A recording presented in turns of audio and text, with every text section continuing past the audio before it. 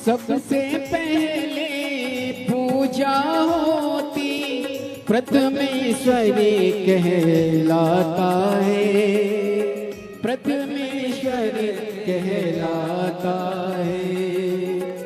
मंगल मूरत मंगल करता सारे सुख बरसाता है, सारे सुख बरसाता है।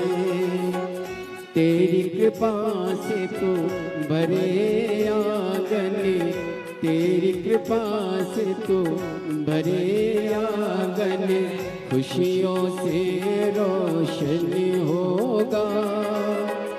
तेरी प्रतिमा इतनी सुंदर, तू कितना सुंदर होगा, तू कितना सुंदर होगा।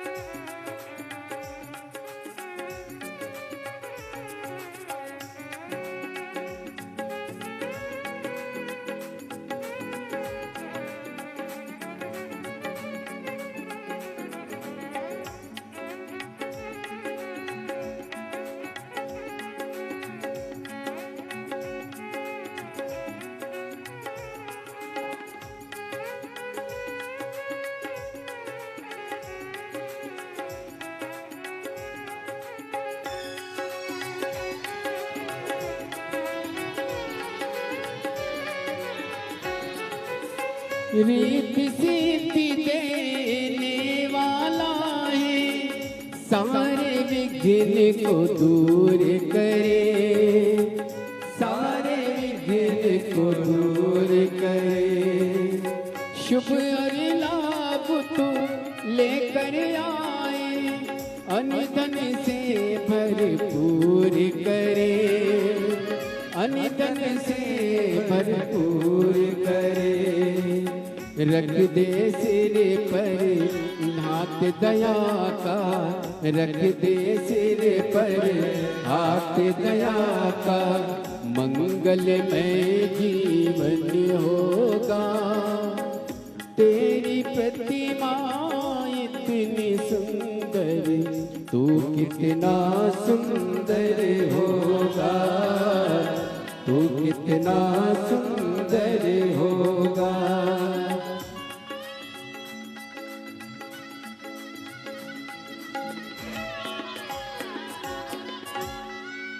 बोली गणेश भगवान की जय। श्री शिवाय नमस्तोभ्यम। सभी भक्तों को हर हर महादेव। 7 दिवसीय सुंदर श्री शिव महापुराण की अलौकिक दिव्य कथा हम सभी पूज्य गुरुदेव के सानिध्य में श्रवण कर रहे हैं। निश्चित ही ये हम सभी का सौभाग्य है, बाबा भोलेनाथ की कृपा से हम सभी को आस्था चैनल के माध्यम से, यूट्यूब फेसबुक के माध्यम से और भिलाई छत्तीसगढ़ की इस पावन धरा से सुंदर अलौकिक दिव्य कथा श्रवण करने का सो अवसर प्राप्त हुआ। और निश्चित ही बधाई के पात्र हैं श्री बोलबम सेवा एवं कल्याण समिति, जिसके अध्यक्ष माननीय श्री दया सिंह जी भिलाई छत्तीसगढ़ से, जिन्होंने बड़ी ही सुंदर कथा का आयोजन रखकर सभी भक्तों को कृतार्थ में करा, आनंद में करा। एक बार आदरणीय दया सिंह जी के लिए जोरदार ताली बजाकर स्वागत करें। और मुख्य जजमान का पदभार ग्रहण करा श्री मान सिंह जी, श्रीमती रीना सिंह जी, श्री रमेश सिंह जी, श्री लाखन सिंह जी, श्री निर्मल सिंह जी, श्रीमती सीता सिंह जी, श्रीमती निर्मला सिंह जी, जितेंद्र सिंह जी, श्री विश्वनाथ सिंह जी। सभी के लिए एक बार जोरदार ताली बजाकर स्वागत करें जिन्होंने जजमान का पदभार ग्रहण करा। और देखिए, जीप पर जब तक बाबा भोलेनाथ की कृपा ना हो तब तक इस पृथ्वी पर, इस दुनिया में, संसार में कोई भी कार्य संभव नहीं हो सकता। हम सभी देवाधिदेव महादेव की संतान हैं। हम सभी महादेव के आगे मंदिर जाकर उनके चरणों में अगर शीश झुकाते हैं तो निश्चित ही हमारे जीवन का उद्धार होता है, निश्चित ही हमारे जीवन को सफलता मिलती है। और देखिए, मेरे महादेव बड़े ही दयालु हैं, बड़े ही कृपालु हैं। हम सभी ने देखा किस प्रकार से अकारण कृपा करने वाले हैं देवाधिदेव महादेव। जो भक्त प्रतिदिन एक लोटा जल लेकर जाता है और भगवान भोलेनाथ के चरणों में अर्पित करता है तो निश्चित ही सारी मनोकामना भी मेरा महादेव पूर्ण कर देता है और सभी के भंडार भी वो भर कर रख देता है। और हम सभी ने देखा किस प्रकार से सभी भक्तों की मनोकामना मेरा कुबेर भंडारी, मेरा राजा धीराज महाकाल राजा पूर्ण करता है और सभी भक्तों के मन की मुराद पूर्ण होती है। हम सभी निरंतर महादेव की भक्ति करते हैं। और देखिए, महादेव की भक्ति जितनी सरलता के साथ में, जितनी सहजता के साथ में हम सभी को पूज्य गुरुदेव ने बताई है, इसमें ना ही हमारा कोई अधिक धन खर्चा हो रहा है और ना ही हमारा कोई व्यर्थ का समय खर्च हो रहा है। बस हमें प्रतिदिन यही करना है कि हम स्नान आदि कर कर अपने घर से एक लोटा जल लेकर जाएं और महादेव के चरणों में अर्पित करें तो निश्चित ही सारे मनोकामना भी पूर्ण होती है और हम निरंतर, हमारा हृदय महादेव के चरणों में निरंतर लगा रहता है। और देखिए, भोलेनाथ बड़े ही कृपालु हैं। वो अकारण ही कृपा सभी भक्तों पर कर देते हैं। और वैसे भी शिव शब्द का अर्थ क्या होता है ये हम सभी को जानना चाहिए। शिव शब्द के शब्दाधिक अर्थ अगर हम देखें तो इस प्रकार से शिव शब्द के अर्थ होते हैं शुभ, स्वाभिमान, अनुग्रहशील, सौम्य, दयालु, उदार और मैत्रीपूर्ण आदि इत्यादि। ये सभी शिव नाम के, शिव शब्द के अर्थ होते हैं। और देखिए, हम सभी ने देखा है कि महादेव के जो नाम हैं उन्हें मेरे महादेव सार्थक करते हुए भी नजर आते हैं। किस प्रकार से, जिस प्रकार से मेरे महादेव के नाम हैं उस प्रकार से उन सभी नामों के ऊपर मेरे महादेव स्वयं फिट होते हैं।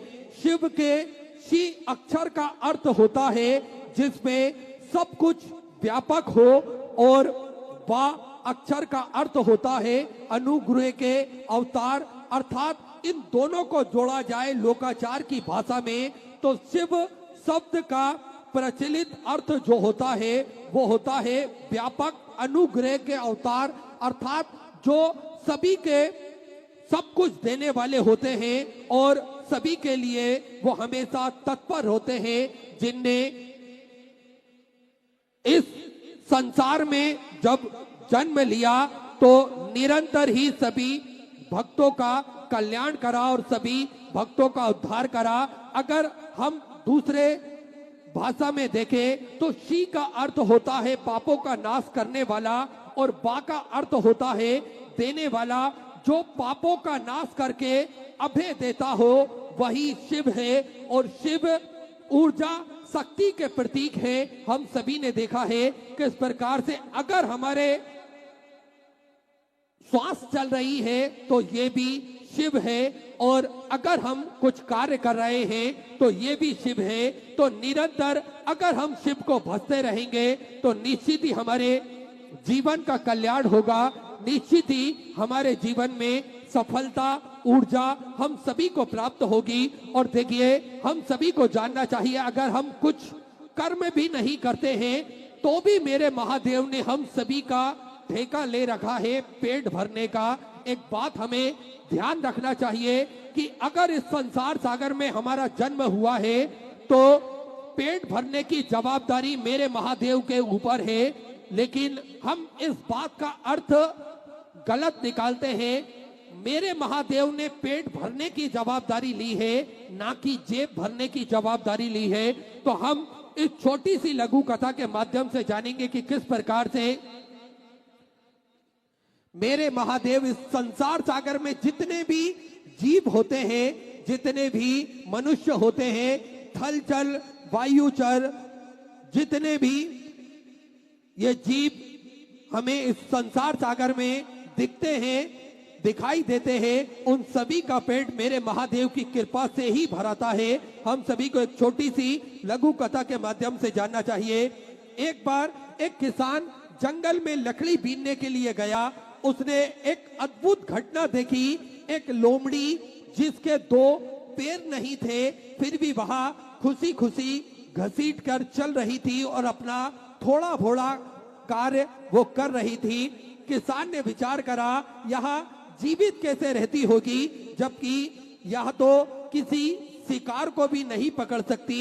तभी उसने देखा कि शेर अपने दांतों में एक शिकार दबाए कर लेकर आता है और उसी और वो चला आ रहा होता है।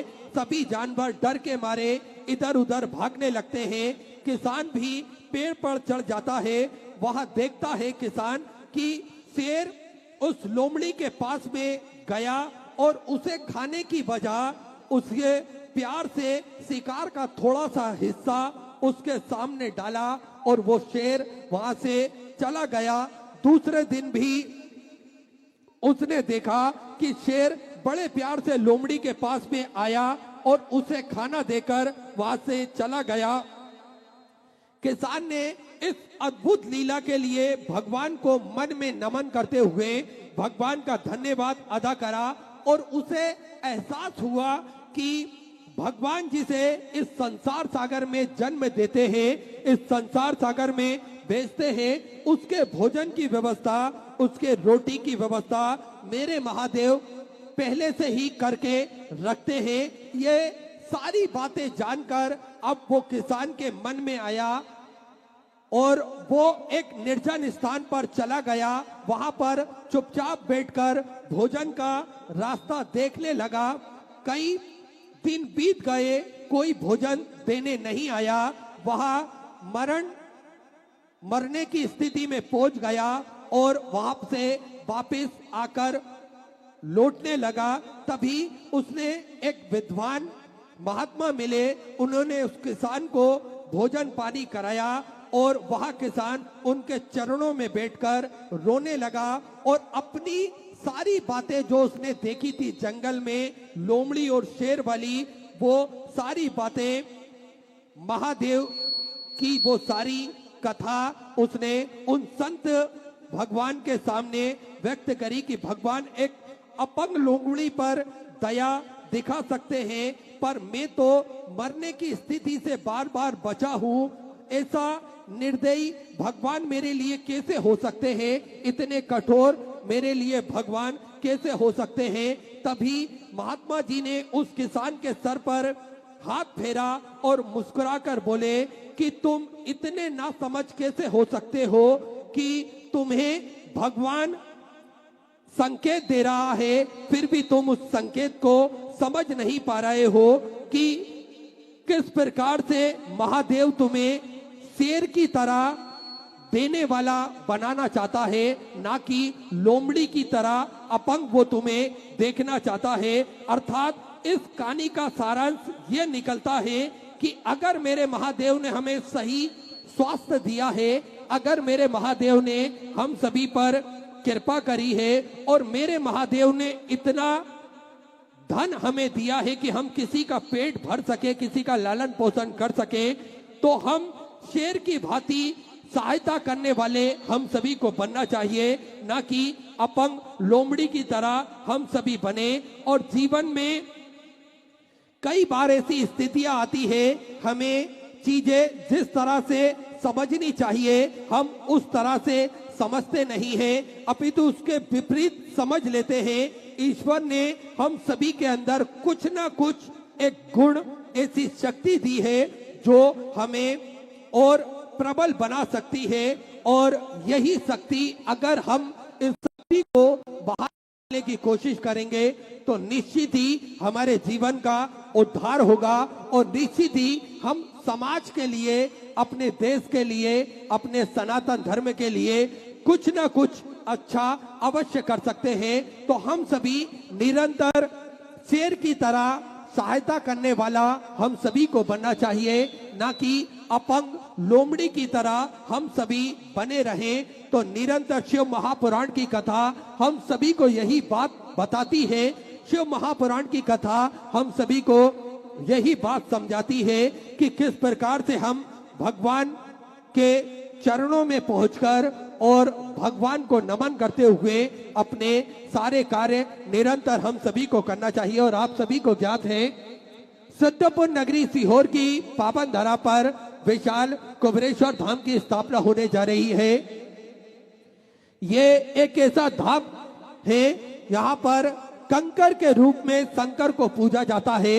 12 ज्योतिर्लिंग के मध्य में केंद्र में स्थापित होने वाला ये पावन पुनीत धाम, यहाँ पर निरंतर भक्तों का आगमन लगा रहता है, और प्रतिदिन लाखों की संख्या में भक्त वहां पर आते हैं,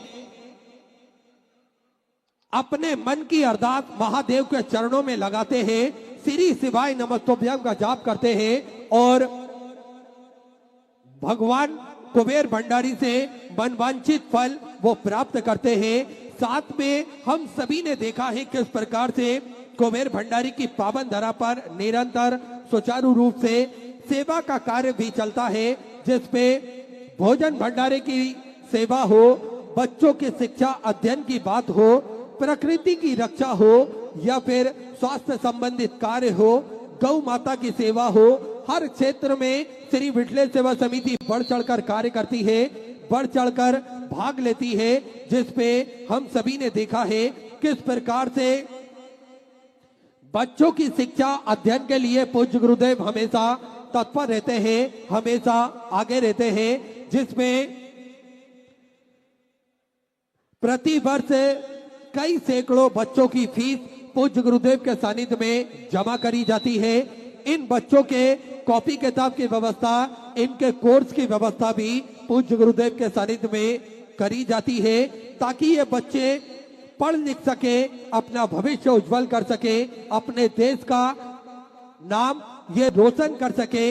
इसलिए इन्हें प्रति वर्ष इन बच्चों की फीस पूज्य गुरुदेव के सानिध्य में भरी जाती है, और पूज्य गुरुदेव हमेशा शिक्षा के क्षेत्र में बढ़ चढ़कर कार्य करते हैं। साथ में हम सभी ने देखा किस प्रकार से प्रकृति की रक्षा के लिए हम सभी को पूज्य गुरुदेव छोटी छोटी बातें बताते हैं। प्रकृति से प्रेम करना हम सभी को पूज्य गुरुदेव बताते हैं। साथ में जल संरक्षण के लिए भी पूज्य गुरुदेव कार्यरत रहते हैं, जिसमें निर्माल्य विसर्जन रथ पूज्य गुरुदेव ने चलवाए, और इन निर्माल्य विसर्जन रथ का फायदा ये हम सभी को देखने को मिला कि किस प्रकार से जो निर्माल्य इकट्ठे होते थे मंदिरों से, देवालों से, अपने घरों से, उन निर्माल्यों को कहीं ना कहीं भक्त कुएं, बावड़ी, तालाब या नदी में विसर्जन करते थे, और इससे जल प्रदूषित होता था। तो आज ये निर्माल्य एक गाड़ी में एक स्थान पर इकट्ठे किए जाते हैं, और एक सूने स्थान पर इन निर्माल्यों को रखा जाता है, जिससे जैविक खाद के रूप में ये निर्माल्य हमें जैविक खाद के रूप में देते हैं, और साथ में कहीं ना कहीं हमारे जल, कुएं, बावड़ी, तालाब, नदी इत्यादि ये भी प्रदूषित होने से बच जाते हैं। साथ में आप सभी को ज्ञात है पर्यावरण के क्षेत्र में पूज्य गुरुदेव वृक्षारोपण सदैव करते हैं, जिसमें अभी कुछ ही दिनों पहले सैकड़ों वृक्ष पूज्य गुरुदेव ने कुबेर भंडारी की पावन धरा पर लगाए, और महाशिवरात्रि के पावन पर्व को ग्रीन शिवरात्रि के रूप में पूज्य गुरुदेव ने बनाया, जिससे प्रकृति की रक्षा हो सके और सभी से आह्वान किया गया कि अपने घर के आसपास एक वृक्षारोपण अवश्य करें। और देखिए पूज्य गुरुदेव के आह्वान का ये फल हम सभी को प्राप्त हुआ कि मात्र 24 घंटे में, एक दिन के अंदर करोड़ों की संख्या में वृक्षारोपण भारत के विभिन्न राज्य, भारत के विभिन्न शहर क्षेत्रों में सभी भक्तों द्वारा करे गए और इसका लालन पोषण भी सभी भक्तों द्वारा निरंतर किया जाता है। साथ में आप सभी को ज्ञात है भोजन भंडारा जो कि सुचारू रूप से चलता है। विश्व की सबसे बड़ी और भव्य भोजनशालाओं में से एक कुबेर भंडारी की भोजनशाला जो कि नियमित रूप से चलती है, जिसपे प्रतिदिन सैकड़ों भक्त, लाखों भक्त भोजन भंडारे का आनंद लेकर अपने जीवन को कृतार्थ में करते हैं, आनंद में करते हैं। साथ में आप सभी को ज्ञात है कि किस प्रकार से इस भव्य भोजनशाला की सदस्यता आप भी ग्रहण कर सकते हैं। मात्र 21,000 रुपए की स्वराशि देकर जीवन पर्यंत तक आप इसके सदस्य बन सकते हैं। और पूज्य गुरुदेव का शुभ मंगल आगमन हो चुका है। सुंदर गुरु वंदना के साथ में आज कथा के चतुर्थ दिवस पे हम सभी प्रवेश करेंगे। श्री शिवाय नमस्तुभ्यं। गुरुर्ब्रह्मा गुरुर्विष्णु गुरुर्देवो महेश्वराय गुरुर्साक्षात् परब्रह्म तस्मै श्री गुरुवे नमः। मैंने जब से गुरुजी तेरा नाम लिया, मैंने जब से गुरुजी तेरा नाम लिया, अभिमान दिखाना छोड़ दिया। मैंने जब से गुरुजी तेरा नाम लिया, अभिमान दिखाना छोड़ दिया। अभिमान दिखाना छोड़ दिया, अभिमान दिखाना छोड़ दिया। मैंने जब से गुरुजी तेरा नाम लिया, अभिमान दिखाना छोड़ दिया। मैंने जब से गुरुजी तेरा नाम लिया, अभिमान दिखाना छोड़ दिया। अभिमान दिखाया बेटों पे, अभिमान दिखाया बेटों ने, ये बेटे पोते मेरे हैं, ये बेटे पोते मेरे हैं। जब इन्हें छोड़ कर जाना है, जब इन्हें छोड़ कर जाना है, मैंने लाड़ लड़ाना छोड़ दिया। जब इन्हें छोड़ कर जाना है, मैंने लाड़ लड़ाना छोड़ दिया।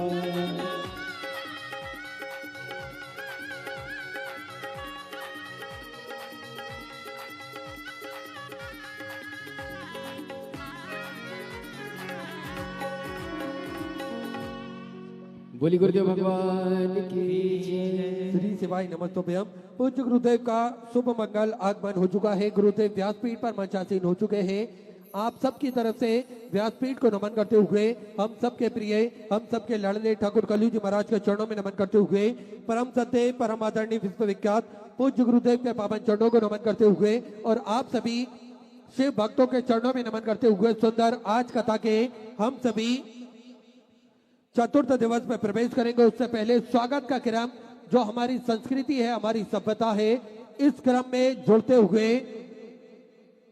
बोल बम सेवा एवं कल्याण समिति के सभी सदस्य और अध्यक्ष माननीय श्री दया सिंह जी, श्री जजमान श्री मान सिंह जी, श्रीमती रीना सिंह जी, श्री रमेश सिंह जी, श्री लाखन सिंह जी, श्री निर्मल सिंह जी, श्रीमती सीता सिंह जी, श्रीमती निर्मला सिंह जी, जितेंद्र सिंह जी, श्री विश्वनाथ सिंह जी, सभी पूज्य गुरुदेव से का स्वागत वंदन अभिनंदन करते हुए, पूज्य गुरुदेव से आशीर्वाद प्राप्त करते हुए एक बार सभी के लिए जोरदार ताली बजाकर स्वागत करें।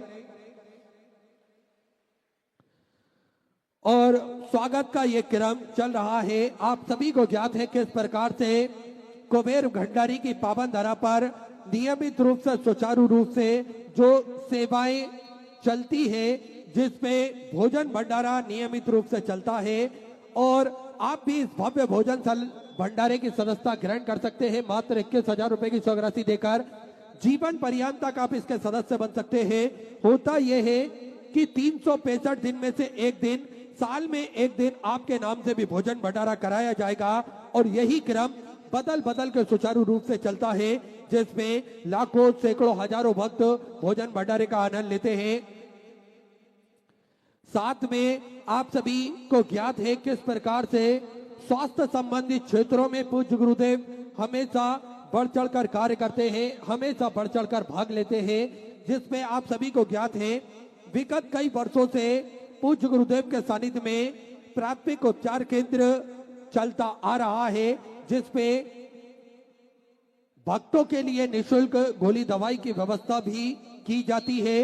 इस प्राथमिक उपचार केंद्र को एक नई दिशा, एक नई ऊर्जा प्रदान करते हुए पूज्य गुरुदेव ने सर्व सुविधा युक्त हॉस्पिटल का निर्माण कार्य करवाया, जिसके अंतर्गत वेंटिलेटर की व्यवस्था, ऑक्सीजन की व्यवस्था, ब्लड संबंधित व्यवस्थाएं हो या फिर डायलिसिस संबंधित व्यवस्थाएं हो, ये सारी व्यवस्थाएं सुचारू रूप से रखी ताकि के भक्तों को किसी भी प्रकार का कोई कष्ट, कोई दिक्कत, कोई परेशानी ना हो। ऐसी सुंदर हॉस्पिटल का निर्माण कार्य पूज्य गुरुदेव ने करवाया।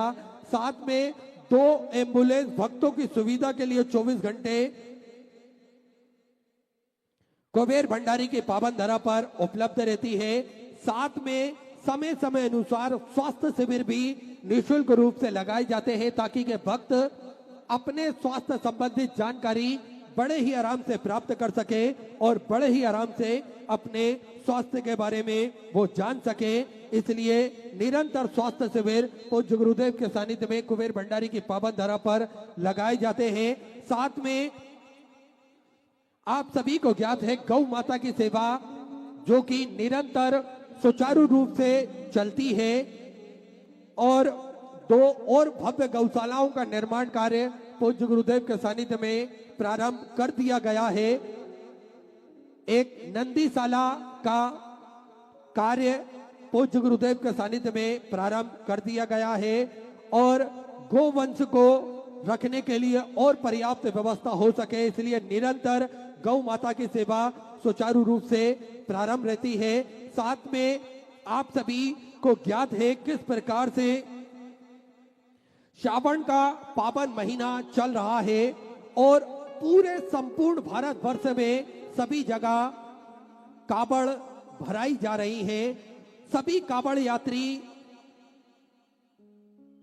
कावड़ भरते हैं और अपने जीवन को कृतार्थ करते हैं, आनंद में करते हैं। साथ में सिद्धपुर नगरी सीहोर की पावन धरा पर भी कुबेर भंडारी की पावन भूमि पर भी प्रतिदिन कावड़ यात्री कावड़ लेकर आते हैं और प्रतिदिन लाखों की संख्या में ये कावड़ यात्री कुबेर भंडारी की पावन धरा पर मां सीवन की तट से जल लेकर आते हैं और भोलेनाथ पर अर्पण करते हैं और अपने मन के मनोरथ को मेरे महादेव के चरणों में रखते हैं और मेरा महादेव भी इन सभी की मनोकामना पूर्ण कर देता है, सभी का भंडार वो भर कर रख देता है। तो इन कावड़ यात्रियों के लिए भी श्री विठले सेवा समिति ने पूरे महीने बड़ी ही सुंदर व्यवस्था कर रखी है, जिसमें एक भव्य विशाल टीन शेड पूज्य गुरुदेव ने बनवाया है ताकि के 11 किलोमीटर दूर से जब कावड़ यात्री पैदल चलकर कावड़ लेकर आते हैं तो वे आराम कर सके, विश्राम कर सके, इसलिए एक भव्य विशाल टीन शेड पूज्य गुरुदेव ने बनवाया है।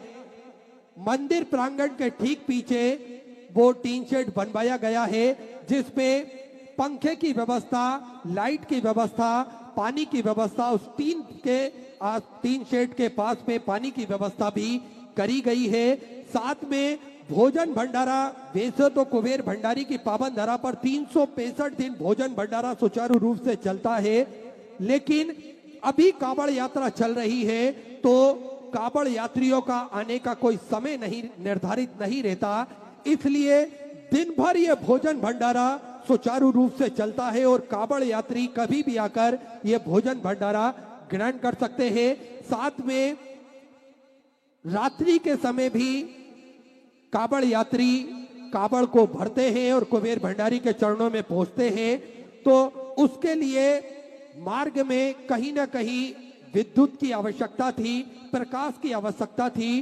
तो श्री विठले सेवा समिति ने यहाँ पर भी अंधेरा था, वहां पर पूरी रोड पर प्रकाश की व्यवस्था श्री विठले सेवा समिति द्वारा करी गई है। और हाईवे पर, चूंकि हाईवे पर सभी कांवड़ यात्री चल के आ रहे हैं, तो इसके लिए प्रॉपर डिवाइडर की व्यवस्था, बैरिकेड्स की व्यवस्था भी समिति द्वारा करी गई है, ताकि के भक्तों को किसी भी प्रकार का कोई कष्ट, कोई दिक्कत, कोई परेशानी ना हो। ऐसा सुंदर सेवा का भाव श्री विठले सेवा समिति का हमेशा रहता है। पूज्य गुरुदेव ने हमें सेवा ही करना सिखाया है, सेवा का महत्व समझाया है, और सेवा ही संकल्प है। इस मूल मंत्र को लेकर पूज्य गुरुदेव ने हम सभी को निरंतर सेवा का भाव हम सभी के हृदय में जागृत करवाया है। तो ऐसे पावन पुनीत सेवा के प्रकल्प भी पूज्य गुरुदेव के सानिध्य में चलते हैं। इन प्रकल्पों से आप जोड़ सकते हैं, कदम से कदम मिलाकर, कंधे से कंधा मिलाकर अपना महत्वपूर्ण योगदान आप समर्पित कर सकते हैं। और देखिए भोलेनाथ की कितनी कृपा है कि श्रावण के महीने में शिव महापुराण श्रवण करने का एक पुण्य भी हमें प्राप्त हो रहा है। और किसी ना किसी बहाने से घर बैठे हम जो कांवड़ यात्री आ रहे हैं, उन कांवड़ यात्रियों के लिए जो भी हमसे बन पड़ता है वो सेवा हम किसी भी रूप में समर्पित कर सकते हैं। ये भी पुण्य फल हमें श्रावण के पावन महीने में प्राप्त हो सकता है। तो ये पावन पुनीत महीना श्रावण का, और यहाँ पर शिव महापुराण की सुंदर कथा और सेवा के प्रकल्पों से जुड़ने का एक शुभ अवसर हम सभी को प्राप्त हुआ है। तो श्री विठले सेवा समिति को 2 अकाउंट नंबर एक्सिस बैंक का और सेंट्रल बैंक ऑफ इंडिया का चल रहा है। दोनों में से किसी भी अकाउंट में अपनी स्वराशि आप जमा कर अपना नाम व्हाट्सएप पर भेज सकते हैं और अपने नाम का अनाउंसमेंट आप करवा सकते हैं, जिससे सभी भक्त इस सेवा के प्रकल्पों से निरंतर जुड़े रहे और सभी को इसका पुण्य फल प्राप्त होता रहे। तो ऐसे सुंदर पावन पुनीत कार्य में आप सभी जुड़ सकते हैं। आइए हम सभी व्यासपीठ की शरण में चलते हैं। पूज्य गुरुदेव के सानिध्य में आज सुंदर हम सभी चतुर्थ दिवस की कथा श्रवण करेंगे। श्री शिवाय नमस्तुभ्यं।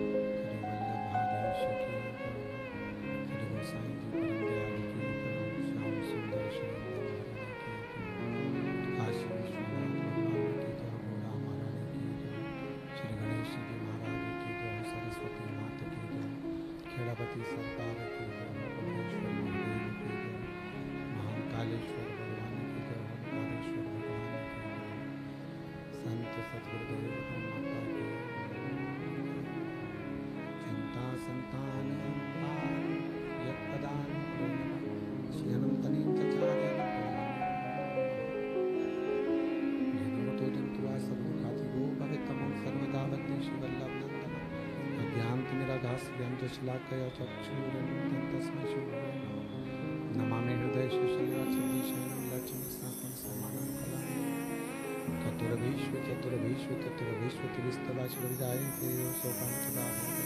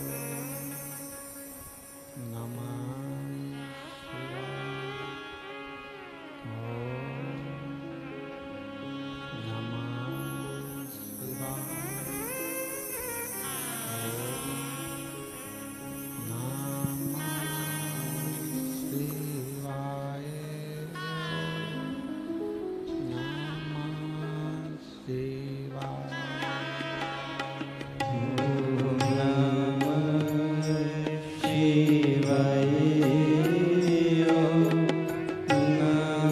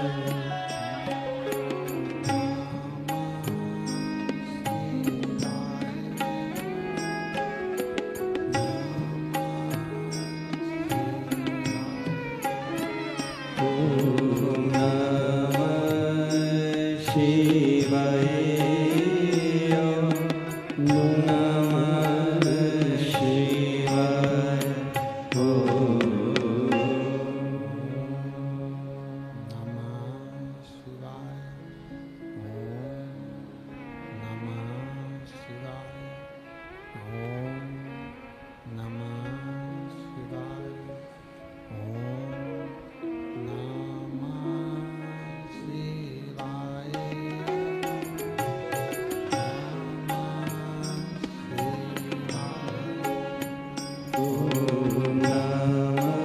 Shivaya.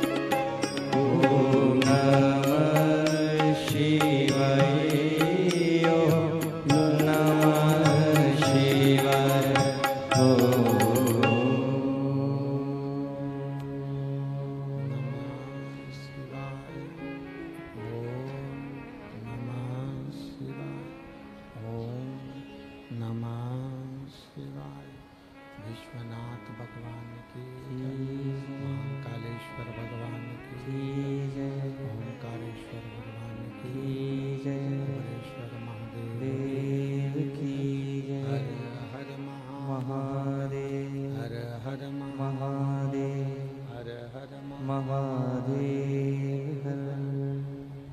काशी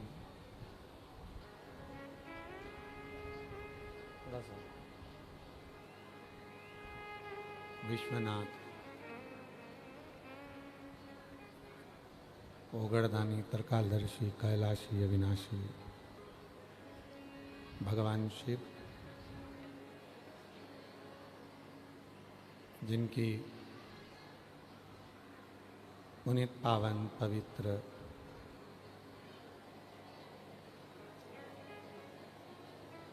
शिव महापुराण की कथा भगवान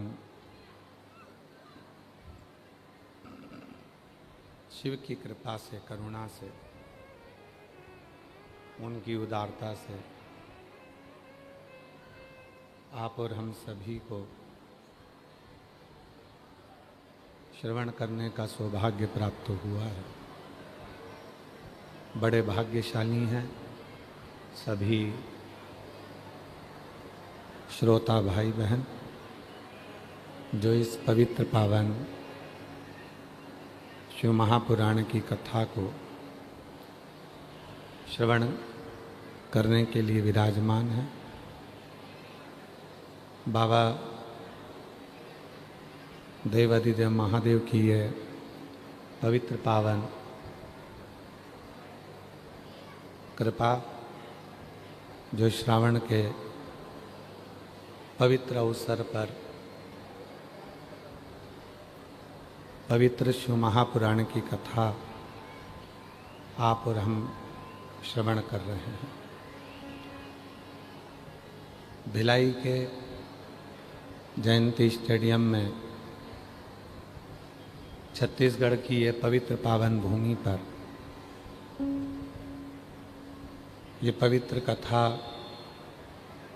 चल रही है। आयोजक हैं बोलबम सेवा समिति जिसके अध्यक्ष हैं श्री दया सिंह जी। जोरदार ताली बजाकर उनके लिए साधुता जो इस पवित्र पावन शिव महापुराण की दिव्य कथा को बड़े भाव और आनंद के साथ में पूरी बोलबम समिति के साथ आयोजित किया और बोलबम समिति को लेकर चलना और इसको दिव्यता के साथ में ये तीसरे वर्ष में लाखों शिव भक्तों की भीड़ भक्तों का सैलाब और ये शिव महापुराण की कथा के लिए मैं दया सिंह जी को बहुत बहुत साधुवाद देता हूँ। उनको बहुत साधुवाद। मुख्य यजमान श्रीमान सिंह जी श्रीमती टीना सिंह जी जो बाबा की कृपा से मुख्य यजमान का पद ग्रहण करे हैं और दिव्य कथा के यजमान पद पाए हैं। एक बार उनके लिए भी जोरदार ताली बजाकर साधुता।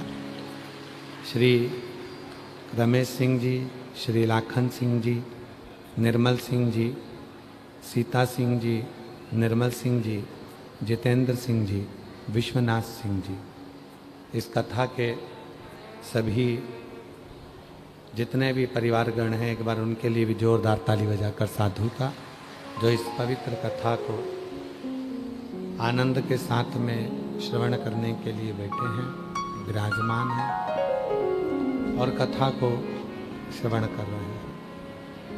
और तेरी कृपा बिना नहीं ले एक भी अणु लेते हैं श्वास तेरी कृपा से तनु तनु बखान क्या करूं मैं राखों के ढेर का चपटी भभूत में खजाना कुबेर का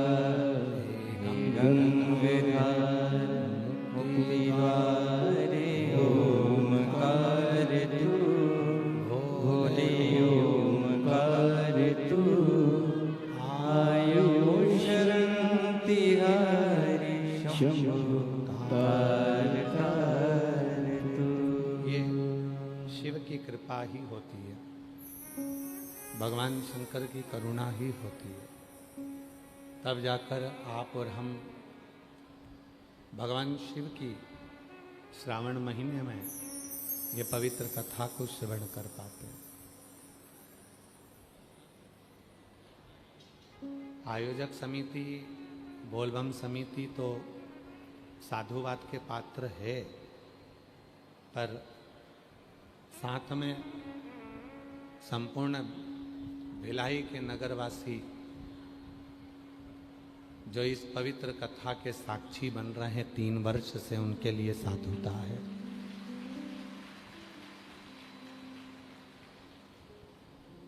उनकी अविरल भक्ति, उनका विश्वास, उनकी दृढ़ता, ये पवित्र कथा के साक्षी था। शिव पुराण कहती है कि 2 चीजें हैं,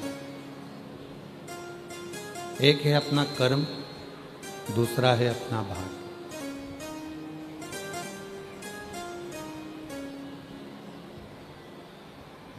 शिव महापुराण की कथा 2 चीजें बताती है, एक बताती है अपना कर्म और दूसरा बताती है अपना भाग्य।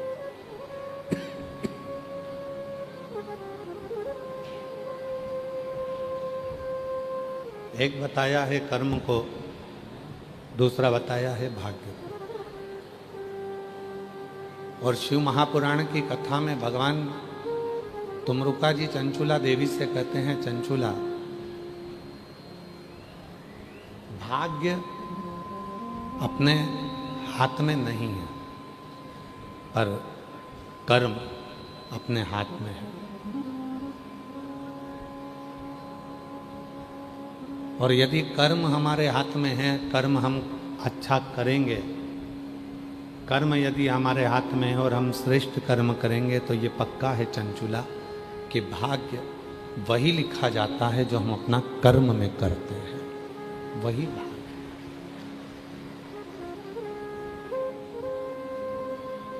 लोग कहते हैं भाग्य लिखने वाला विधाता होता है, लोग कहते हैं भाग्य लिखने वाला विधाता होता है, पर शिव महापुराण की कथा कहती है भाग्य लिखने वाला विधाता नहीं, हमारा खुद का कर्म होता है। कोई दूसरा नहीं है, कोई दूसरा उस भाग्य को लिखने वाला नहीं होगा। भाग्य को लिखने वाला हमारा कर्म ही होगा। कैसा कर्म कर रहे हैं, किस तरह का कर्म कर रहे हैं, क्या कर्म कर रहे हैं, ये आप पर निर्भर करता है। एक व्यक्ति था, रोज मंदिर जाता, रोज जाता और भगवान से कहता कि मैं कोई काम नहीं करूंगा। ये उसी में की बात है जैसे लोग कहते हैं कि हे भगवान मुझे लक्ष्मी दो, और भगवान कहते हैं मैं लक्ष्मी तुझे दूंगा, पर पहले तू दान तो कर। लोग कहते हैं भगवान तुम मुझे लक्ष्मी दो तो मैं दान करूं, और लक्ष्मी कहती है तू दान कर तो मैं आऊं। दोनों अलग अलग क्रम है। केवल मंदिर जाओगे, केवल कथा में चले गए या मंदिर चले गए या तीर्थ चले गए या संतों के पास चले गए या किसी गुरु जी के पास चले गए, तो क्या तुम्हें फल मिलेगा? शिव महापुराण की कथा हो, चाहे गीता जी का ज्ञान हो, गीता जी में भी भगवान कृष्ण कहते हैं कि मेरे भजन के साथ में तुझे कर्म करना पड़ेगा, और कर्म करेगा और मेरा भजन करेगा तो तेरे लिए सारे रास्ते खुलते चले जाए, सारे मार्ग खुलते चले जाए। तो कर्म ना करे, तो काम ही ना करे और सोचे कि बस मेरा भला हो जाए, कहीं से मुझे वैभव मिल जाए, धन मिल जाए, संपदा मिल जाए, सत्ता मिल जाए, सब कुछ मुझे प्राप्त हो जाए, तो वो नहीं।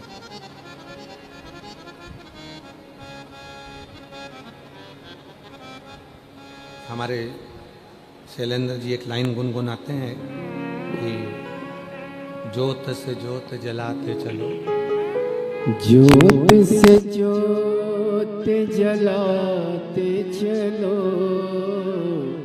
ज्योत से ज्योत जलाते चलो, प्रेम की गंगा बहाते चलो, प्रेम की गंगा बहाते चलो, राह में आए जो दीन दुखी, राह में आए जो दीन दुखी, सबको गले से लगाते चलो, प्रेम की गंगा बहाते चलो। अपने कर्म को करते हुए आगे बढ़ो। शिव जी को एक लोटा जल चढ़ाओ, भजन करो, कथा सुनो, सत्संग करो, पर उसके साथ जरूरी है अपना कर्म करो।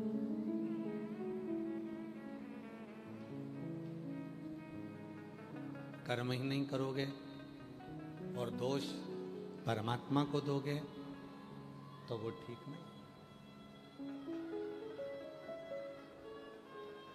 वो ठीक नहीं है। तुम कर्म ही ना करो और दोष परमात्मा को दे दो।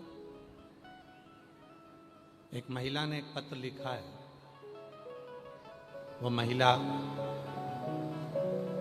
परमात्मा को दोष देती कि भगवान मेरी सुनता नहीं, और भगवान क्या कहते हैं कि मैं तो तेरी जितनी 21,600 श्वास है, तेरे शरीर में जो ये 3.5 करोड़ रोम छिद्र हैं, भगवान कहते हैं जब मैं एक चींटी के पाँव में कोई घुंघरू बांध दे, उस चींटी के पाँव के घुंघरू की आवाज़ सुन लेता हूँ, चींटा कोई दबाता है उसकी आवाज़ सुन लेता हूँ, माथे का जूं निकाल कर कोई मारने वाला होता है और वो जूं भी मुझे पुकार लेता है तो मैं उसकी आवाज़ सुन लेता हूँ, तो क्या तेरी आवाज़ नहीं सुनूंगा? क्या तेरी आवाज़ नहीं सुनूंगा? पर वो प्रेमवश पुकारा तो जाए। बच्चे को माँ दूध कब पिलाती है? बच्चा खेल रहा होता है तब माँ बच्चे को दूध पिलाती है क्या? जम के बोलो, नहीं। बच्चा पड़ोसी के घर में बैठा हुआ है, आराम से खेल रहा है, तो माँ दूध पिलाएगी क्या? नहीं। बच्चे को माँ गोदी में कब उठाती है? जब बच्चा दोनों हाथ ऊपर कर कर माँ को आवाज लगाता। बच्चे को माँ दूध कब पिलाती है? जब बच्चा दोनों हाथ ऊपर कर कर अपनी माँ को किलकानियां भरकर माँ माँ कहकर रोता है, पुकारता, ओ माँ ओ माँ ओ माँ कर कर। तब माँ उस बच्चे को गोदी में ले लेती है और दूध पिला देती है। यही शिव पुराण कह रहा है। बच्चा आवाज लगाया और माँ ने उसको उठाया और दूध पिलाया, और तुमने श्री शिवाय नमस्तुभ्यम कहकर आवाज लगाई और उसने तुम्हें गोदी में उठाया। उस परमात्मा ने तुम्हें गोदी में, तुम्हारे दुखों को काटना प्रारंभ किया, तुम्हारी तकलीफों को मिटाना प्रारंभ किया।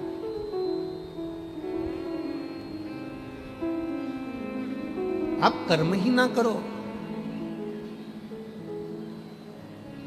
उसका काम है तुम्हारे भंडार को भरना, उसका काम है तुम्हारी सूनी गोद को भरना।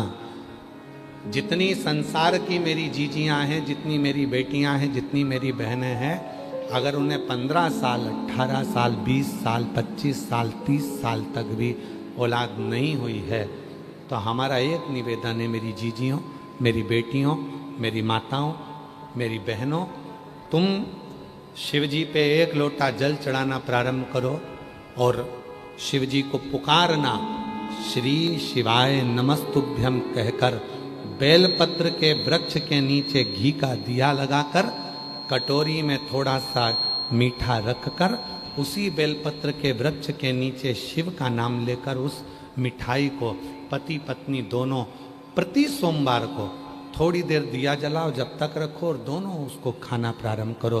भले 25 साल हो गए हो चाहे 30 साल हो गए हो, पुकारो देगा।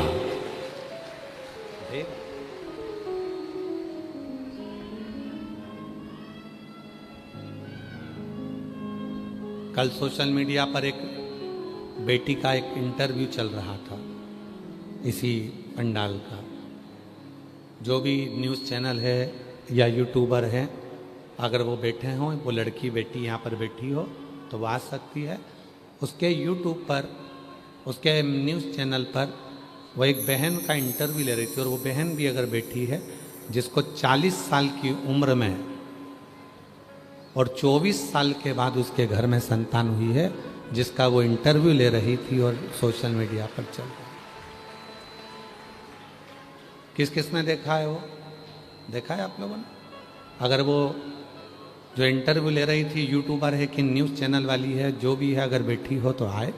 और जिस माता का इंटरव्यू लिया था जिसके यहाँ 40 वर्ष की उम्र में बच्चा हुआ था, जब डॉक्टर ने मना कर दिया था, उसने खुद अपनी न्यूज़ चैनल पर उसको बोल रही है कि 40 वर्ष की उम्र मेरी हो गई, 24 वर्ष हो गए, मेरे यहाँ औलाद नहीं।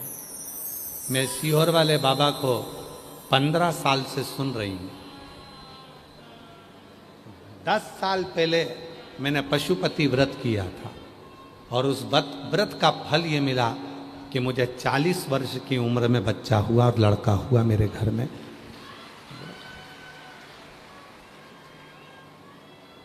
जो भी न्यूज़ एंकर हो या यूट्यूबर हो वो आ सकती हैं और जिनने इंटरव्यू दिया था वो भी आ सकती हैं। 40 वर्ष क्या ना दे।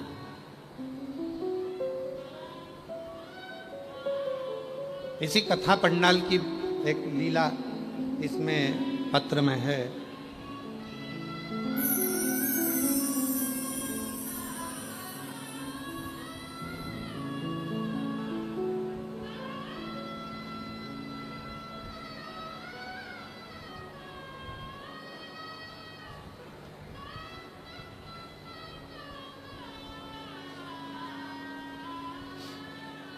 मेरा नाम दीपिका दास,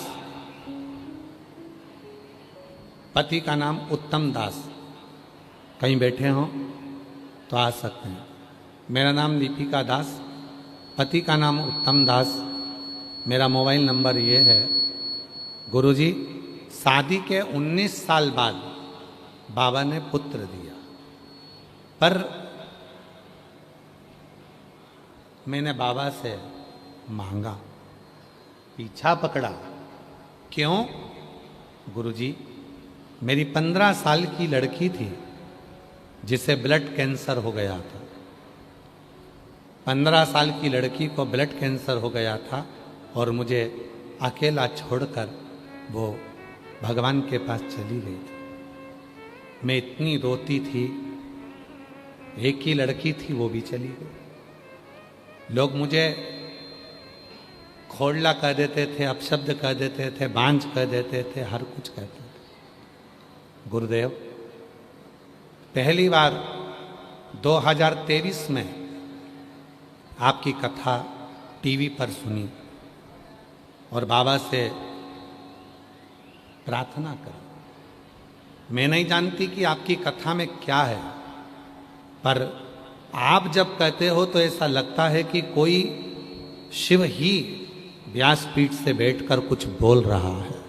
और मैंने आपकी बात पर भरोसा करा और बाबा की कृपा से मेरी लड़की जो चली गई थी, बाबा से मैं रोज कहती थी, कथा सुनते सुनते मेरा गर्भ ठहर गया और बाबा की कृपा से मेरे घर में पुत्र रत्न की प्राप्ति।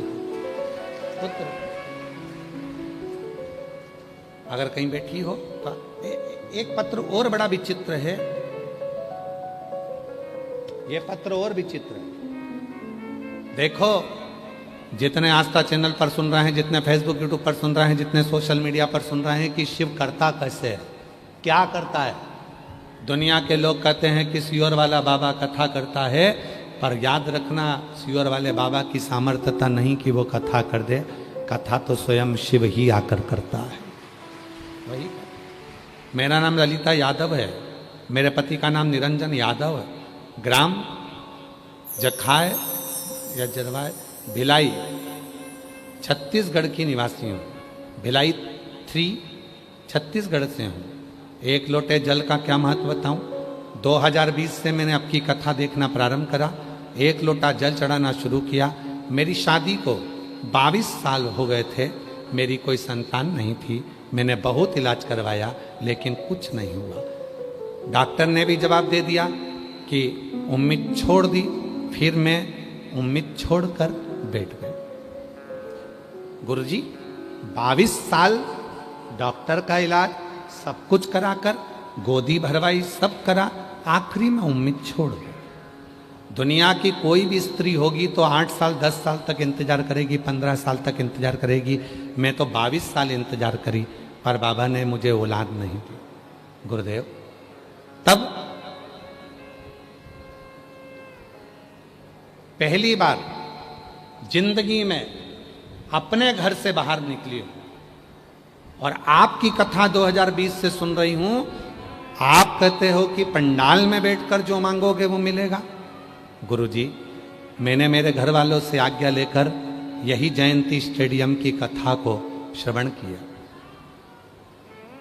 पानी गिर रहा था, पंडाल में जगह नहीं थी, हम बाहर बैठ गए।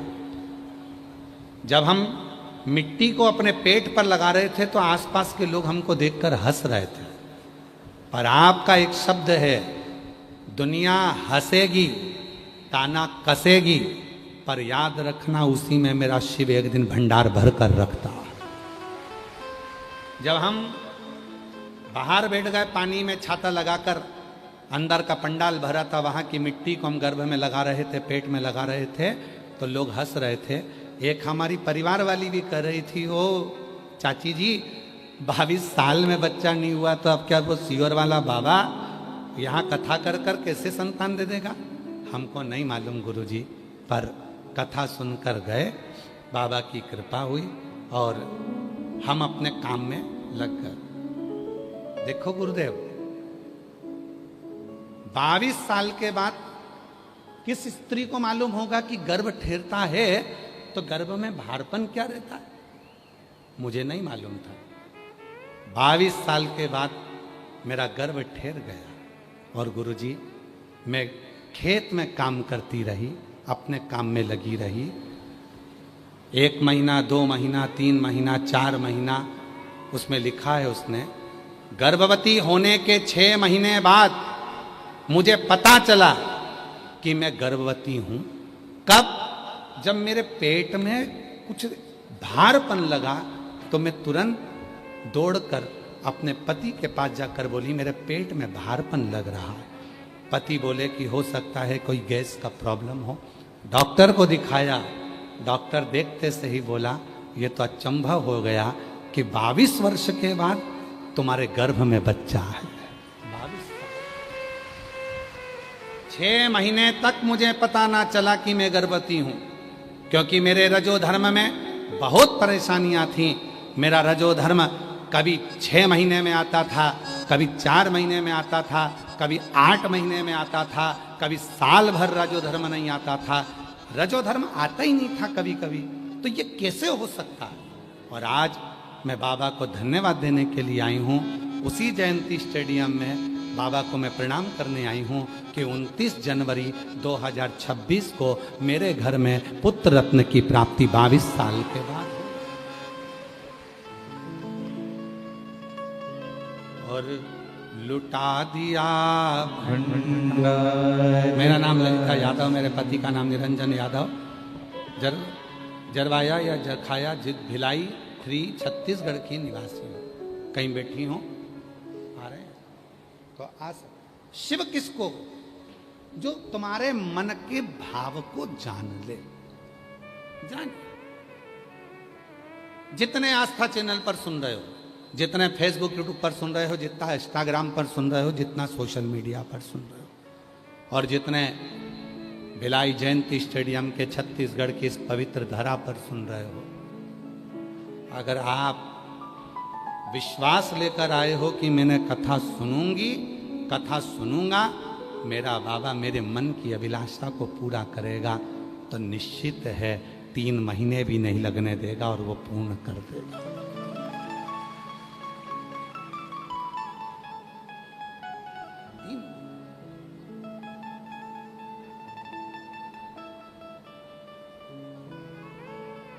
विश्वास जागृत होना चाहिए, केवल विश्वास। आपके भीतर भरोसा कितना है ये हमको नहीं मालूम, ये हम नहीं जानते।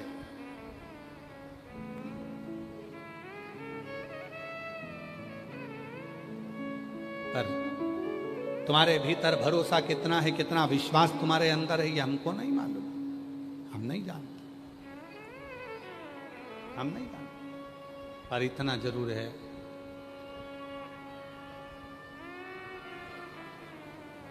कोई हमसे पूछे कि तुम शिव महापुराण पर कितना भरोसा करते हो सीहोर वाले बाबा, तो हम कहेंगे इस शरीर के एक एक रोम को खींच कर देखना और इसके टुकड़े टुकड़े कर कर देखना, वो सब में मेरा कुबेरेश्वर बाबा ही भरा मिलेगा, मेरा शिव ही भरा।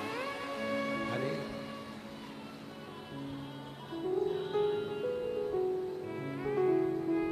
जिस दिन तुम्हारे तकलीफों में, दर्द में, दुख में, कष्ट में तुम उसको पुकारना चालू कर दोगे, बच्चा रोता है माँ गोदी में लेती है, बच्चा रोता है माँ दूध पिलाती है, और जब संसार का मनुष्य उसको पुकारता है तो वो भी आकर खड़ा होकर तुम्हारे दुखड़ों को मिटा देगा।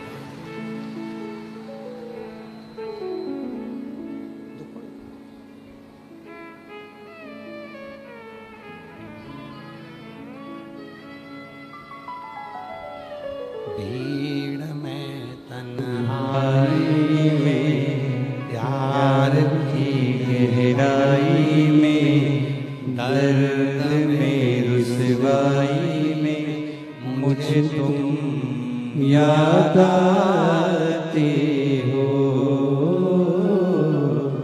मुझे तुम याद आते हो। भीड़ में तन्हाई में प्यार की गहराई में, दर्द में रुसवाई में मुझे तुम याद आते हो, मुझे तुम याद आते हो। कोई दूसरा नहीं, हर तकलीफ में वही दिखे, खुशियों में भी वही दिखे, आनंदता में वही दिखे। हमें नहीं मालूम तुम्हारा भरोसा कितना है, पर इतना जरूर कहेंगे, भरोसे का नहीं मालूम पर इतना जरूर कहेंगे, अगर आप जयंती स्टेडियम के ग्राउंड में बैठकर कथा सुनने के लिए आए हो, तो विश्वास का तो नहीं मालूम पर इतना जरूर कहेंगे कि तुम्हारा शिव से संबंध पक्का है,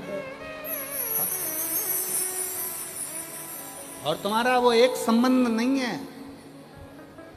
अनेक अनेक।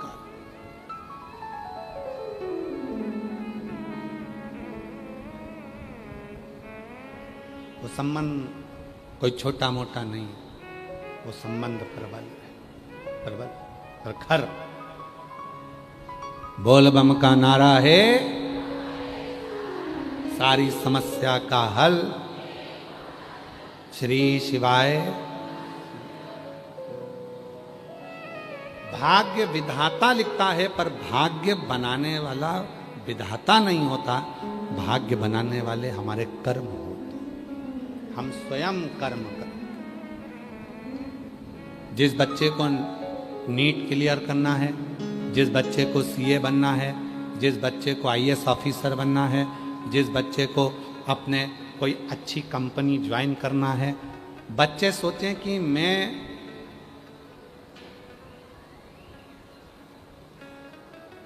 रात दिन पढ़ता हूं, उसके बाद भी मेरा रिजल्ट सही नहीं आता, उसके बाद भी मेरा 1-2 नंबर रह जाता है। मैं उन बच्चों से कहूंगा तुम रात दिन पढ़ो, 24 घंटे पढ़ो, पर एक काम और चालू करो। सुबह जब उठो, एक लोटा जल घर में से भरो, तुम्हारे घर के पास में शंकर का मंदिर हो, वहां चढ़ाना प्रारंभ करो। जो तुम 1, आधे, 2 नंबर से रुक रहे थे, ये हमारा विश्वास करता है श्रावण के महीने में तुम 3-4 महीने कर देखो, 5वें 6ठे महीने में वो आधा 1 सब बढ़ जाएगा और बाबा कृपा कर।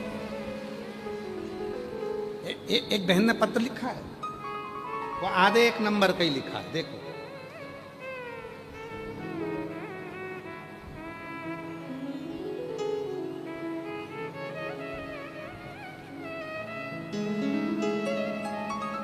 थोड़ा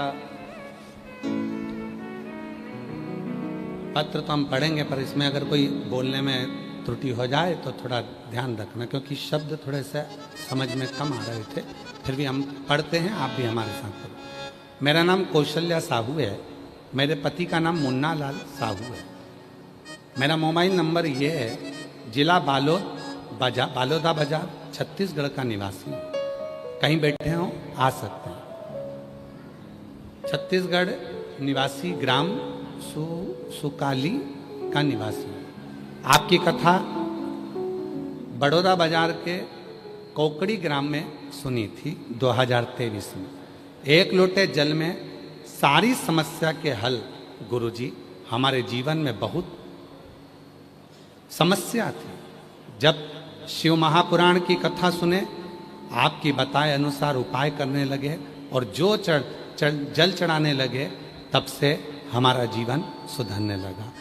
गुरुजी, मेरा घर टूट गया था, जो बाबा ने नया बनवा दिया। बाबा जी, घर बनाने में बाबा का ही सहयोग था।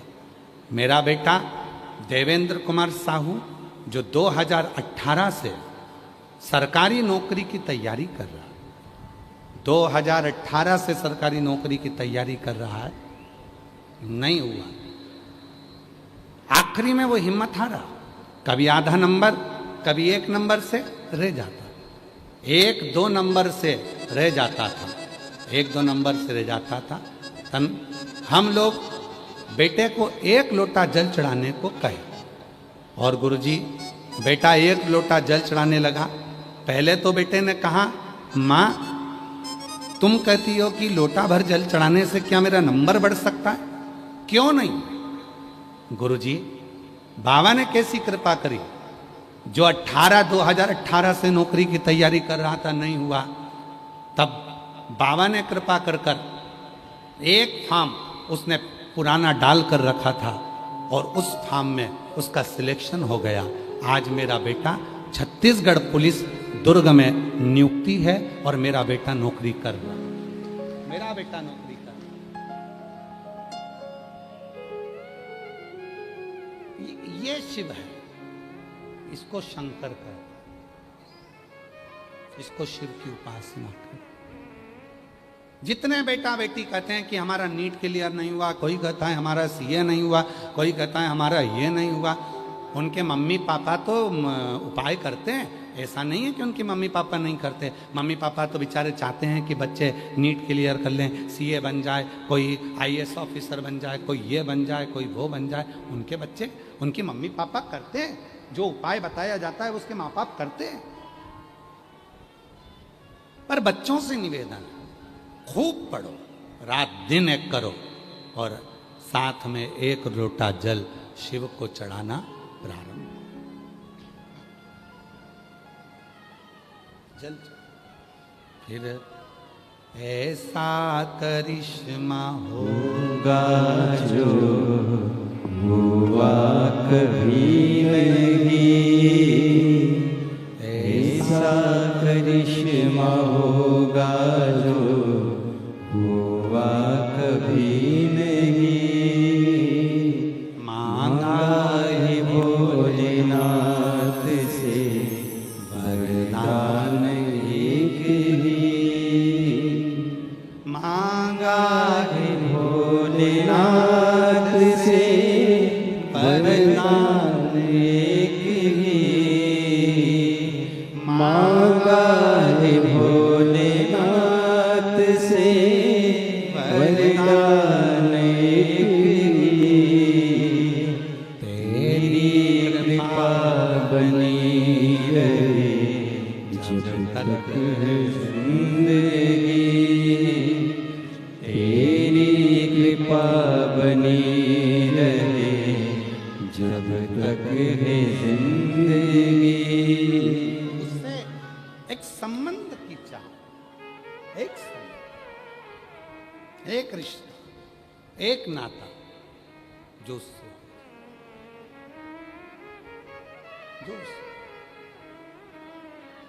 और जब एक रिश्ता उस परमात्मा से जुड़ जाता है, एक संबंध जब उस परमात्मा से जुड़ जाता तो व्यक्ति फिर भटकता नहीं। एक संबंध, एक नाता, एक रिश्ता शिव से जुड़ जाए, एक संबंध मेरे ओघड़दानी से, मेरे शंभू से जुड़ जाए, फिर वो भटकेगा। कर्म करो, कर्म तुम्हें करना। लोग कहते हैं भाग्य विधाता लिखता है, हम कहते हैं कि कर्म अच्छा करोगे तो भाग्य भी तुम्हारा अच्छा ही लिखा है। अच्छा, कर्म तुम्हारे हाथ में, करते जाओ। और जो कर्म तुम करोगे उसके अनुकूल तुम फल पाओगे।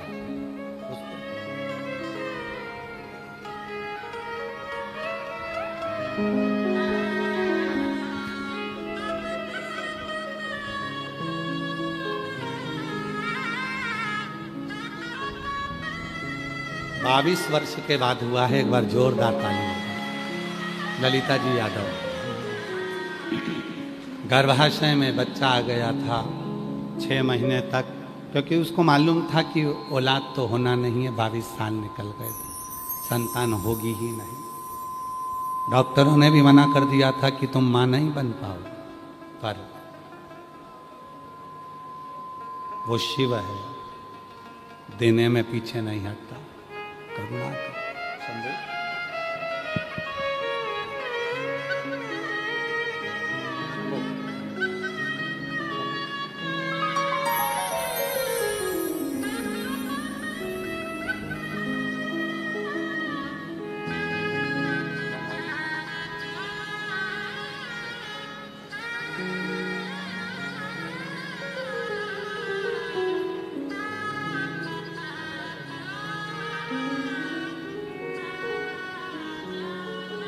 प्रार्थना करी, शिव जी से निवेदन किया। आ जाइए, आ जाओ।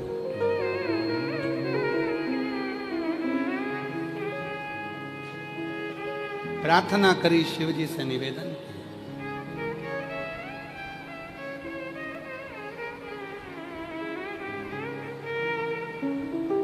और जो नियम, जो हम आनंद के साथ भगवान को अपने मन का भाव करते, जो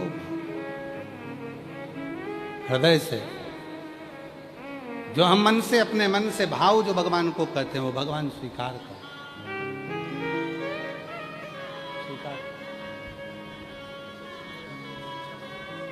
हमारे बीच में छत्तीसगढ़ शासन के श्री गजेंद्र यादव जी, शिक्षा मंत्री छत्तीसगढ़ शासन से, उन्हीं के साथ में श्रीमती रेणुका यादव जी भी पधारी हैं। एक बार जोरदार ताली बजाकर साधु का शिव की कृपा। ऐसे दयालु नाथ से रिश्ता बनाए, ऐसे दयालु नाथ से रिश्ता बनाए। मिलता को जो कुछ भी चाहिए मिलता रहेगा आपको, जो कुछ भी चाहिए। ऐसा करिश्मा होगा जो हुआ कभी नहीं। जोरदार ताली बजाएं। माननीय शिक्षा मंत्री जी श्री गजेंद्र यादव जी, श्रीमती रेणुका यादव जी, छत्तीसगढ़ शासन। एक विश्वास हो और वो विश्वास की दृढ़ता हो।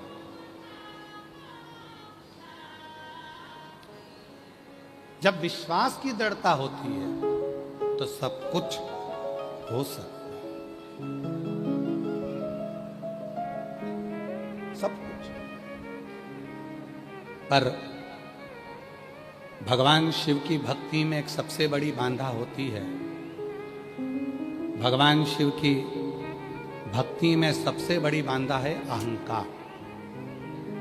बोलो क्या? अहंकार। शिव जी की भक्ति में सबसे बड़ा अगर कोई बांधा है तो वो अहंकार। लंका के राजा रावण को अहंकार आ गया था कि मैं शिव का परम भक्त हूं, तो भगवान ने उसको त्याग दिया। भस्मासुर के अंदर अहंकार आ गया था कि मैं शिव की सेवा में परम भक्त हूं, शिव जी ने उसको त्याग दिया। जितनी मेरी जीजियां बैठी हैं, जितने मेरे जीजा बैठे हैं, जितनी मेरी बेटियां बैठी हैं, जितने बुजुर्ग माँ बाप बैठे हैं, सबसे निवेदन करूंगा कि सबसे ज्यादा जरूरी है आप शिव जी के कितने भी पशुपति व्रत कर लेना, आप कितने भी सोमवार कर लेना, कितना भी जल चढ़ाना, कितना भी भोग लगाना, शिव जी की कितनी भी सेवा करना, कितना भी भजन करना, कितना भी कीर्तन करना, पर कभी अभिमतता में ये मत कहना कि मैं शंकर जी की इतनी भक्ति करती हूँ, मैं शिव जी का इतना भजन करता हूँ। ये अहंकार। शिव पुराण का एक बड़ा सुंदर चरित्र है। 60,000 काकाओं के उद्धार के लिए भागीरथ बाबा मां गंगा जी को पृथ्वी पर ला रहे।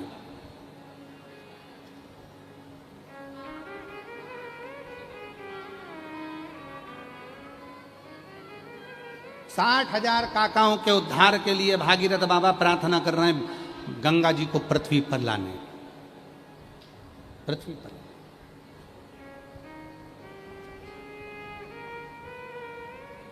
गंगा मैया भागीरथ जी से कह दी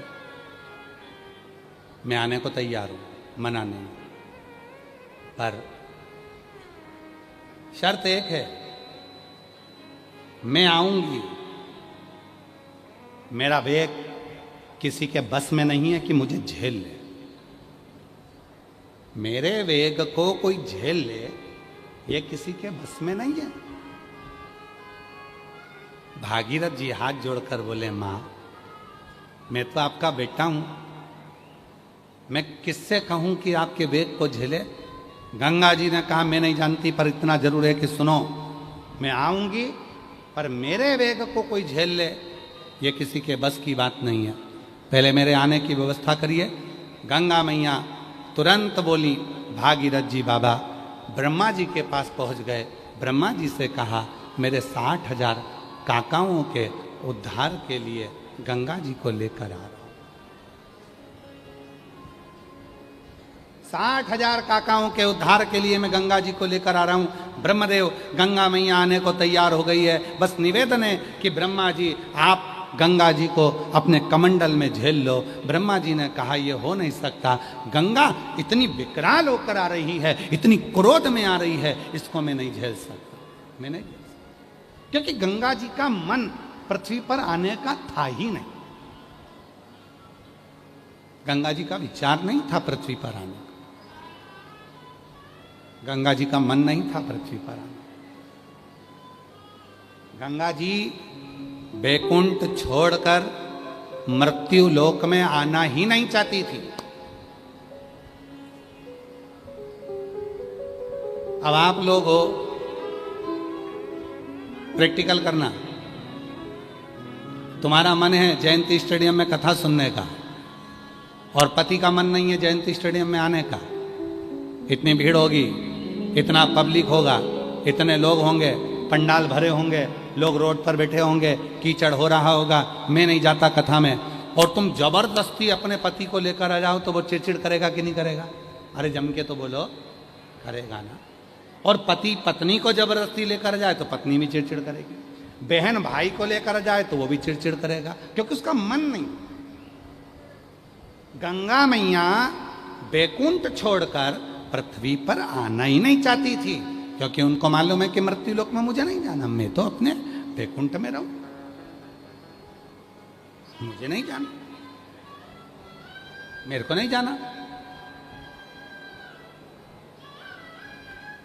गंगा मैया आना ही नहीं चाहिए। अब जो व्यक्ति आना नहीं चाहता है, जो व्यक्ति यहाँ आना ही नहीं चाहता और उसको तुम लेकर आओगे तो फिर वो तो चिड़चिड़ करेगा।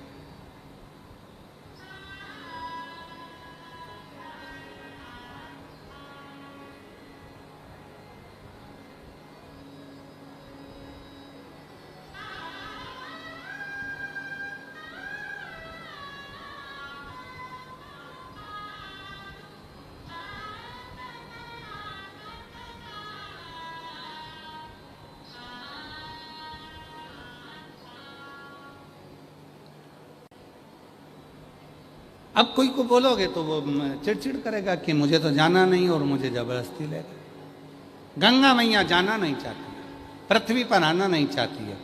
जब पृथ्वी पर आना ही नहीं चाहती है तो उनको क्रोध बहुत तेज आ रहा था, बहुत। ब्रह्मा जी ने मना कर दिया, इंद्रदेव से कहा, इंद्रदेव ने मना कर दिया, सब ने मना कर दिया। तब आखिरी में नयन में जल भर गए भागीरथ जी के। किससे कहूं कि ये गंगा को कोई झेल नहीं, गंगा को।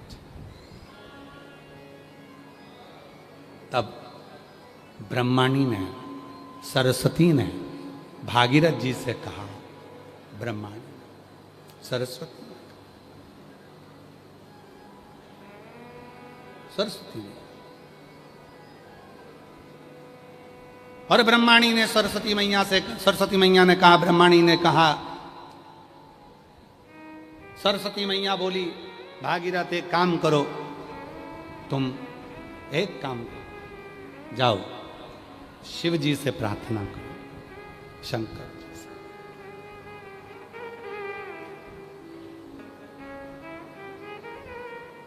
भगवान ओघड़दानी से प्रार्थना करो, वो सब कुछ कर सकते,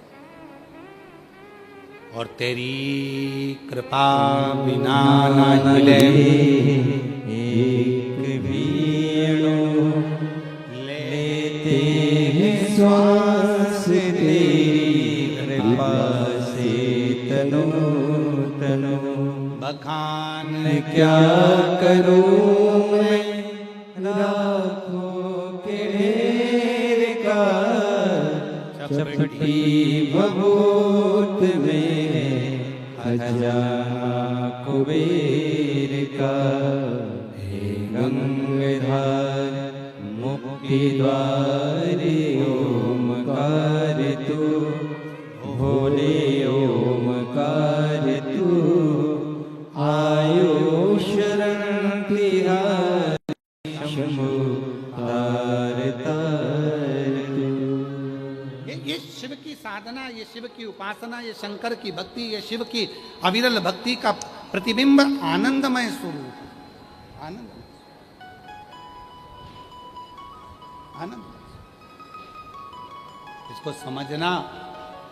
शिव जी से जाकर कहो, भोलेनाथ झेल लेंगे, शिव जी झेल लेंगे, शंकर झेल, शिव से कहो, शिव से, हाँ भोलेनाथ। भागीरथ जी गए भोलेनाथ जी के पास, कैसे साधना करूं शिव जी की, कैसे साधना, कैसे साधना?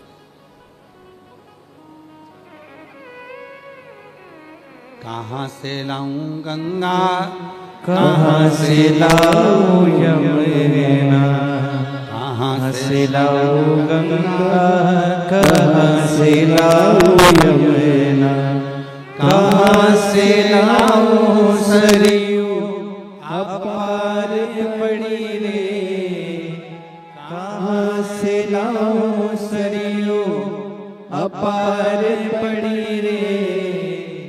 भोले तेरी सेवा हमसे ना बनी रे, ओ भोले तेरी सेवा हमसे ना बनी रे।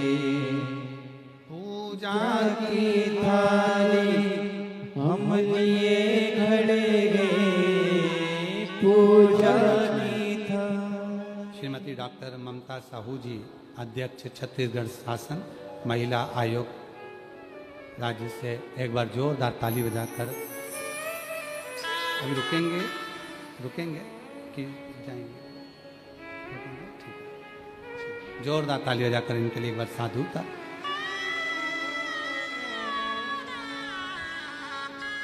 शिव कथा कह रही है, भगवान शंकर का चरित्र कह रहा है।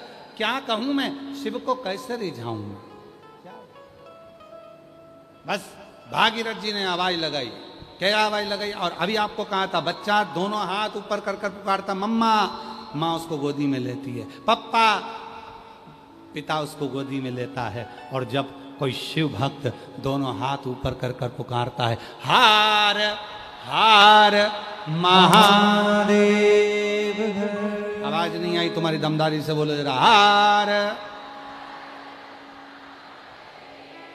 जब कोई शिव भक्त पुकारता है तो शिव उसको गोदी में लेता है। शिव, आओ, क्या बात है भागीरथ जी? भागीरथ जी कहते हैं, बाबा बाबा, वो गंगा मैया पृथ्वी पर आना तो चाहती है, पर उनका वेग कोई झेल नहीं सकता, उनका वेग कोई नहीं झेल सकता। हो शिव जी बोले, रुक जा जरा, अभी रुक तू, कुछ देर रुक जा। और भगवान भोलेनाथ ने अपने नेत्र बंद करे गंगा जी का स्वरूप देखा। देखकर भगवान समझ गए गंगा जी के अंदर अहंकार भरा गया, और अहंकार में आकर कह रही है कि मेरे वेग को कोई नहीं झेल पाएगा। शिव जी ने कह दिया, जाओ गंगा जी से कह दो तैयारी कर कर आ, विश्वनाथ नीचे खड़ा है तुझे झेलने के लिए। जाओ कहो गंगा से, जाओ बोलो गंगा जी से मैं खड़ा हूं, बोल दो जाकर।